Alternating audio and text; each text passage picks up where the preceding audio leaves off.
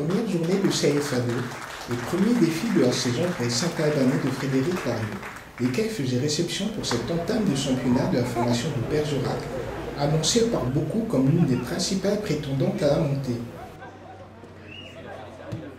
Pourtant, les locaux furent en jeu égal avec leurs adversaires tout au long d'un premier acte assez peu fourni en occasion de but et où Saint-Alban ne nourrissait aucun complexe face à leurs adversaires du jour.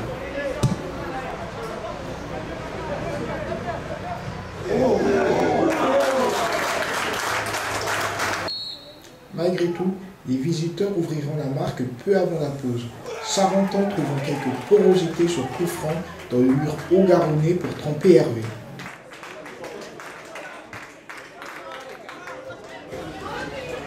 Disons qu'on a fait avec les éléments naturels. Voilà, donc la pelouse est difficile. Bon, après, c'est toujours compliqué face à Saint-Alban qui a un jeu un peu stéréotypé, qui est fait à base de jeux longs et de duels. Et bien entendu, on ne peut pas se satisfaire de ce genre de prestations au niveau technique. On a fait ce qu'on a pu, mais bien entendu, on ne va pas rester là-dessus. On a des prétentions, mais on a aussi des prétentions dans le jeu. Donc à nous de nous améliorer. C'est le premier match. On manque de liens, on manque encore de beaucoup de choses dans le jeu offensif, mais dès qu'on a pu mettre le ballon au sol, on a réussi quand même à faire des choses intéressantes et à se créer énormément d'occasions.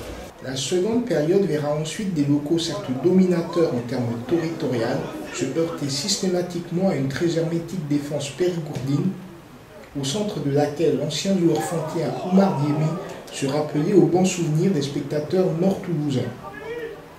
Et si Prader disposait d'une belle opportunité bien stoppée par Veneille, Bergerac était lui aussi proche du break, dans une ou deux interventions décisives d'Hervé.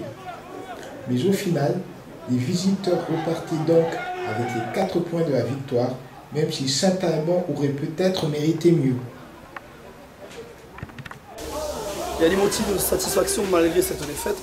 On a eu en face de nous l'ogre de la poule qui était prétendu comme ça, et je pense qu'en tout cas ce soir on a rivalisé, plus que rivalisé. Je pense que sur la possession de balle on a eu certainement une supériorité.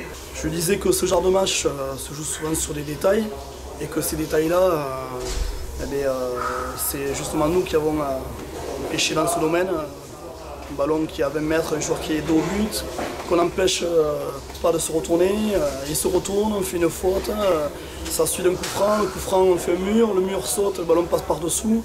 Petits détails qui sont alignés, qui nous mettent après à courir après le résultat à la mi-temps.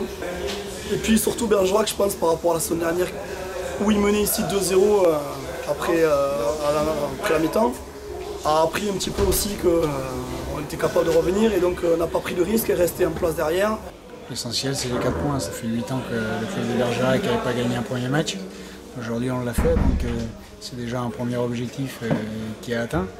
Je répète, pour finir, un motif de satisfaction malgré tout, malgré ce mauvais résultat, parce que c'est un petit peu beaucoup de regrets qu'on a ce soir, parce que je pense qu'on a largement les moyens, au moins d'égaliser, au moins de faire un nul, peut-être même de gagner s'il ne marque pas ce but avant la mi-temps.